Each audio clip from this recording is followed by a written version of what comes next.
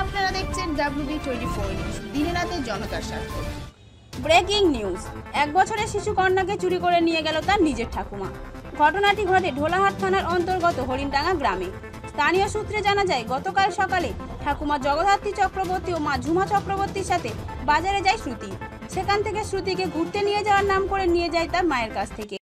কিছু জানি, বাচ্চাটা নেবে বলে অনেকদিন তো ঢুকতে পারেনি, সুযোগ পেয়েছে হাটে বৌমার কাছ থেকে নিয়েছে। বলে তুমি বাজার করো, উনি হয়তো গাড়ি ঠিক করেছে, বলে তুমি বাজার করো আর আমি কোলো করে নিই।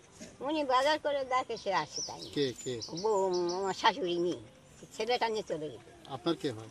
আমার বৌমা হয়। কোথায় নিয়ে গেছে? কোথায় থাকে তাও ঠিকানা আমরা জানি না। তো ঘটনাটা কখন ঘটেছে? এই 9টা 9:30 এই বাজারে। আচ্ছা, তো আপনার বৌমা তার নাতিকে নিয়ে গেছে, তো তার নাতিকে কেন নিয়ে চলে যাবে? তাই বলতে পারবো। আপনার বৌমা থাকে কোথায়? তাও বলতে পারবো না। এখানে থাকে না? এখানে ওই ছেলেগুলো, ওই বড় ছেলেগুলো, ছোট ছোট ছেলে ছিল, যে আমার ছেলে মারা গেছে, ছেলেগুলো সব ছোট ছোট ছিল, থেকে সেখান থেকে চলে গেছে। আর 12-13 বছর আসে না। আপনি তাদের লালন পালন করেছেন? আমি তাদের লালন পালন করেছি, দেখা দিয়েছি, ওই দুটো পুঁটি হয়েছে। আচ্ছা, পুলিশকে জানিয়েছিলেন? হ্যাঁ। পুলিশ এসেছিল? হ্যাঁ, পুলিশ এসেছে। কি বললো? কি বলেছে বাবা, আমি তখন আমার কানাকানি করতে কে ছিল, কি বলেছে বলতে পারবো নি, আমাদের সামনে আসেনি।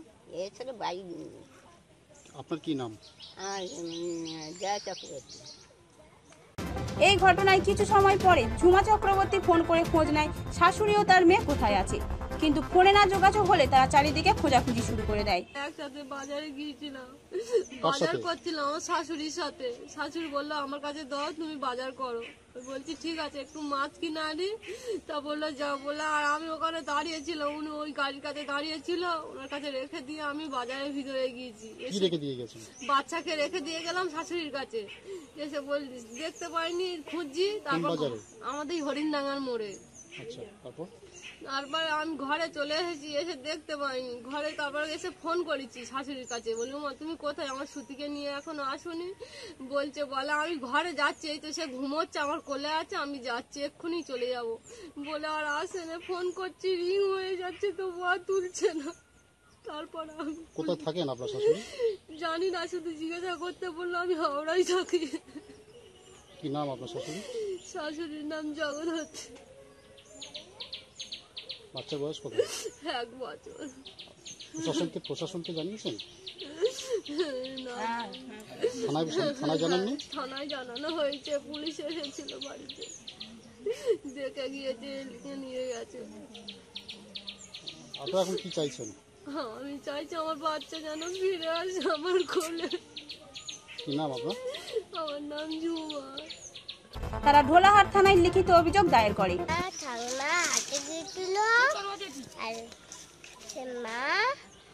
ঠাকুমার কাছে দিয়েছিল।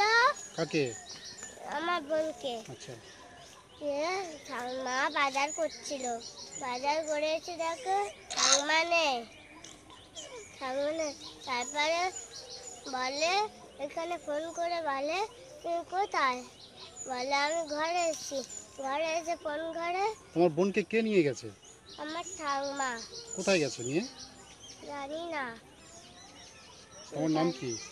আমার নাম জ্যোতি চক্রবর্তী। জগদ্ধাত্রী চক্রবর্তী বহুদিন পর আসে শ্রুতিদের বাড়িতে। এর আগেও তিনি শ্রুতিকে নিয়ে যাওয়ার কথা বলেন, কিন্তু রাজি হয়নি শ্রুতির পরিবারের লোকজন। বলছে বই যে আমাকে দাও।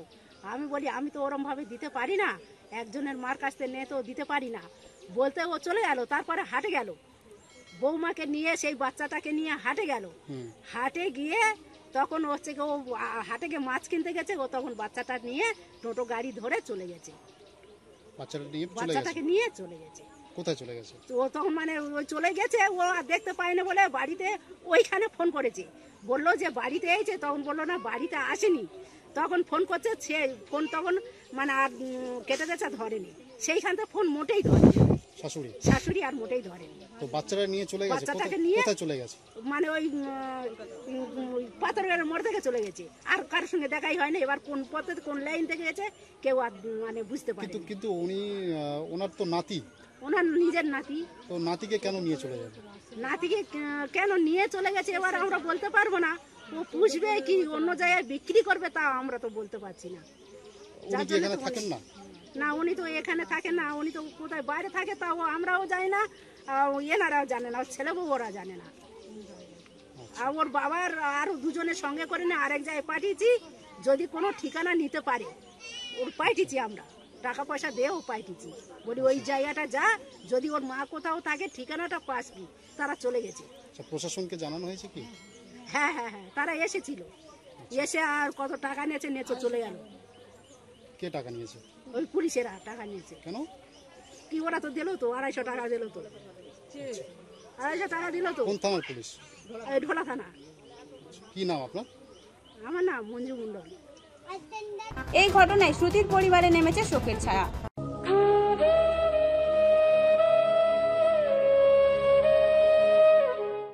এর নেপথ্যে আসল ঘটনাটি কি উদ্দেশ্যে এই মহিলা 1 বছরের শিশু কন্যাটিকে চুরি করে নিয়ে গেল, তা তদন্তে নেমেছে ঢোলাহাট থানার পুলিশ।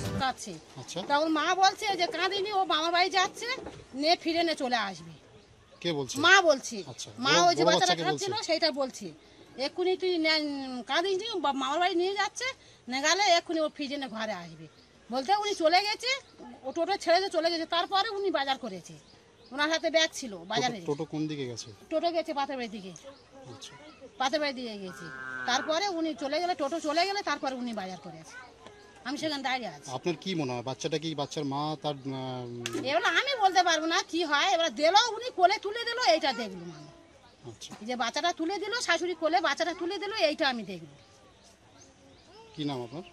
আমার সূচনা পুরকাই।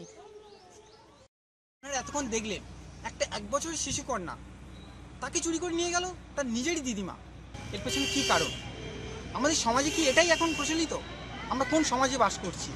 এই ঘটনায় পরিবারে তো নেমেছে শোকের ছায়া। ঢোলাহাট থেকে ক্যামেরায় অলোক হালদারের সাথে সৌমিত্র পুরকাইতের রিপোর্ট, WB24। ঢোলাহাট থেকে অলোক হালদার ও সৌমিত্র পুরকাইতের রিপোর্ট, WB24 নিউজ। খবর দেখতে সাবস্ক্রাইব করুন আমাদের ইউটিউব চ্যানেল। আপডেট থাকার জন্য পাশে থাকা বেল আইকনটিকে ক্লিক করুন।